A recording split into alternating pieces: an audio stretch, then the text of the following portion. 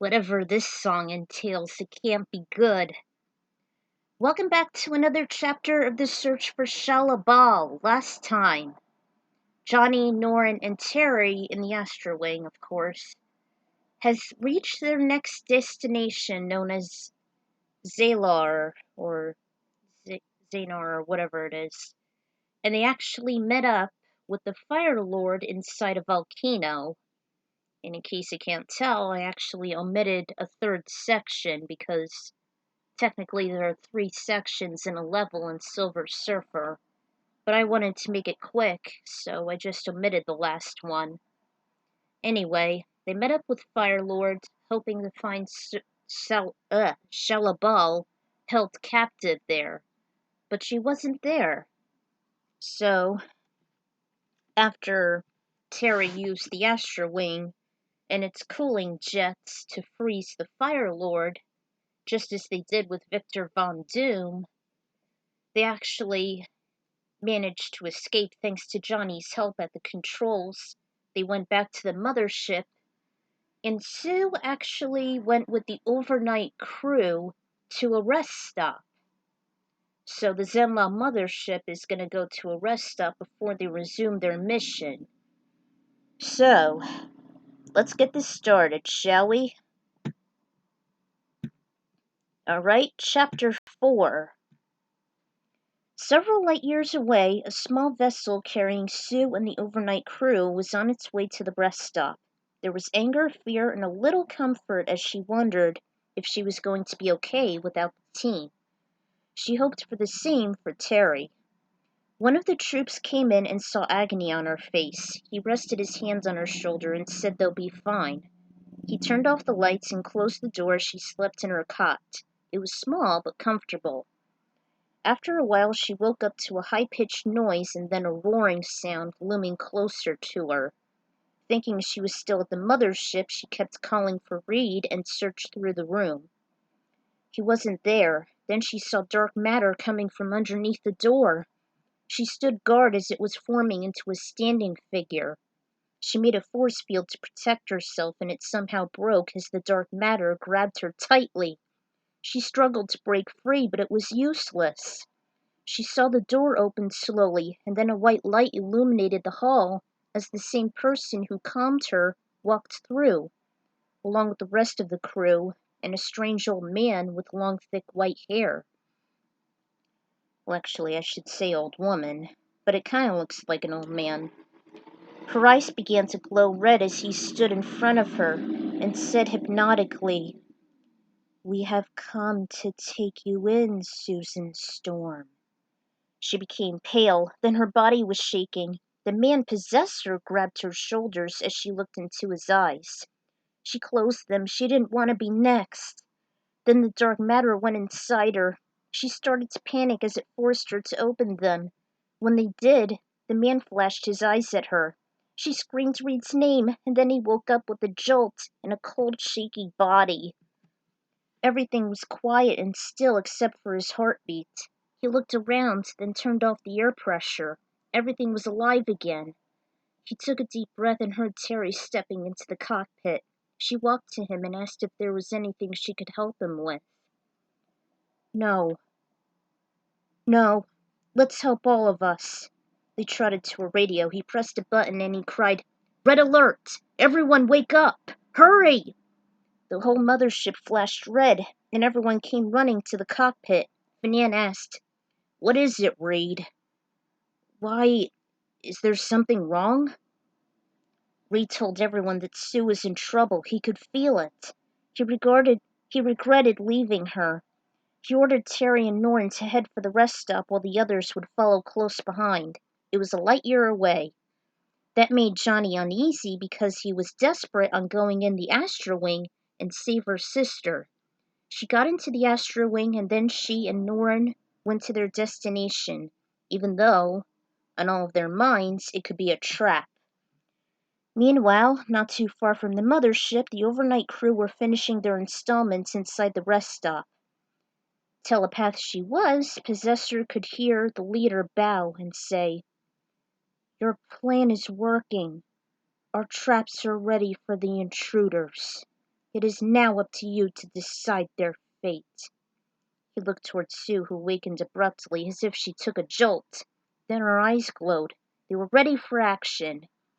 Terry, also a telepath, sensed something awry. She felt a chill and told everyone what she was feeling. Vinan warned them that the troops have to be hiding somewhere in the base. They took it into account as they trekked toward an ambush of a small, fast fleet. "He's quick! Be careful!" he said as she fought through it. "We're getting close to the base." Kinda like Sector X in Star Fox 64, of course. Mystery of the Space Base. They came to an enormous base that looked deserted and destroyed for quite some time. When she and Norn entered it slowly, they saw and recognized many of the weaponry installed from the overnight crew. Terry was amazed how quickly they made them. A few more of the fast-acting fleets attacked the two explorers along with the weaponry found at the floors and ceilings. After they went through a small melee, they came across a lot of ancient statues along with other artifacts. Some were sitting on pedestals with their bodies held close like a fetal position. Wow, I didn't know she was a big intergalactic collector. As if on cue, the still lifes became active. One jumped from its board and attacked the Astro Wing. She shook it off with a few barrel rolls, or Etheron rolls, as others began to close in.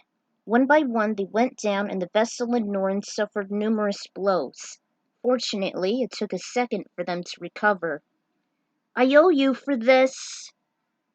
They came to a huge door shortly after the sudden ambush. It opened, and the ship shook as the controllers suddenly went berserk. Someone was taking over the Astro Wing from the outside, as Terry panicked and asked what was going on. With the system compromised, she was sent forward fast.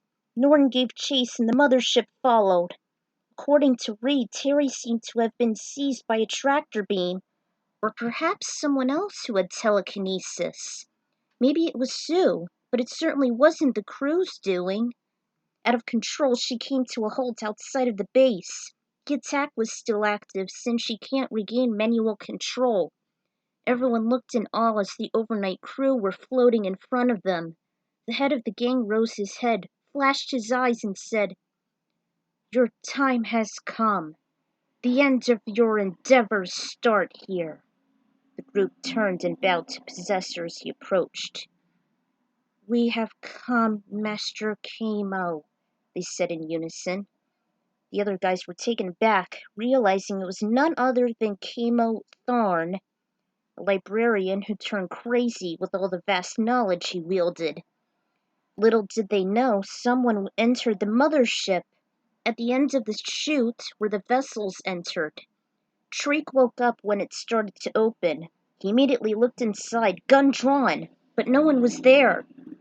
"Excuse me, how did you get in without a ship? Halt! Show yourself!" Drake was attacked from behind by a force field, and as Sue became visible, he was pushed back and then crashed to the end of the chute. Vinan yelled, "Drake! No!" As he No! As he charged to her, then his head hit a force field and fell unconsciously to the ground. She headed to the cockpit in a trance. When she got there with glowing eyes, Johnny was trying to warn Reed, but it was too late. She got him in a stranglehold. He escaped when he tripped her. "Calm down, Sue. Look, I'm not gonna hurt you." But she kept fighting with every tooth and nail. Ben and Johnny looked outside, and he volunteered to step out while Ben took care of business. In an inflammable spacesuit, he charged to Possessor, and the small army were fixed on him. They were just about to make their move until they were captured by an energy field. The day crew brought them to the little ship they were using. Possessor asked what the guy in the suit was. He said, "Nobody messes with my sister but me! Flame on!" Then his whole body engulfed in a fiery body. He kept attacking him along with Norn as they held him back. Terry wasted no time to retreat to the mothership. Ben was holding Sue as she struggled to break free while Reed was firing at Possessor using the controllers. Then Johnny had an idea to become Supernova. He gathered energy and encased him in a big ring while Norrin kept it steady. Terry came and Sue escaped from Ben's grip. Then it turned into a tug-of-war of telekinetic energy. Reed extended and held Sue while Ben kept Terry back. With an idea in mind, he let her go and tackled Sue to the floor. There was a mini catfight, then she slapped her square in the face. Sue laid still and Terry watched for any movement. She screeched it was hit again. She told Ben to get the big mirror from Sue's room. Reed watched in horror as Terry held Sue down. "Look at yourself and smile to me!" she repeatedly ordered. Sue did as Ben held the mirror over her. The reflection banged against it when Terry took it outside while wearing her spacesuit and dropped it at a nearby space rock. When it smashed into pieces, Possessor became weaker and a bomb shot out. He exploded. Then Reed caught Sue in his arms. She looked into his eyes. 1 minute, and the next she fell into a coma. Terry, Johnny, and Norn came in, and she said to Reed, "You did it! You destroyed him!" He responded sarcastically, "Yeah, and destroyed Sue, too!" They became speechless as he continued his tirade over Johnny being foolish defeating Possessor. Terry tried to defend him, but he never budged. He took Sue to the room they shared and covered her in blankets. He shut the door and everything went quiet as he watched her constantly, expecting to come around. Vinan and Trake entered, moaning from the pain, and asked what they missed. Everyone chimed in as they waited for Reed and Sue to return to them. The mothership was being refueled and reloaded so it can carry on to the next mission. The day crew just started their shift and Reed was still a constant visual over Sue. Vinan and Trake decided they should become more careful both in and outside every planet they go to until Shalla-Bal was found. Soon enough, it was off to the next course. Phew, that was a long one. I hope I at least got some of the details right from Possessor's level. Oh yeah, the scene in which Terry traps Sue in a mirror, then breaking it, was inspired from one of my favorite movies, Constantine. Next chapter should be up soon. God darn it! I just wish Constantine wouldn't have so much negative reception. Thanks a lot for that, nostalgia critic. You suck. It's not depressing. Well, maybe it is, but still, Keanu Reeves? I still liked him in that movie. What the heck? Well, I'll see you all next time, guys. And I hope Sue would come around after that.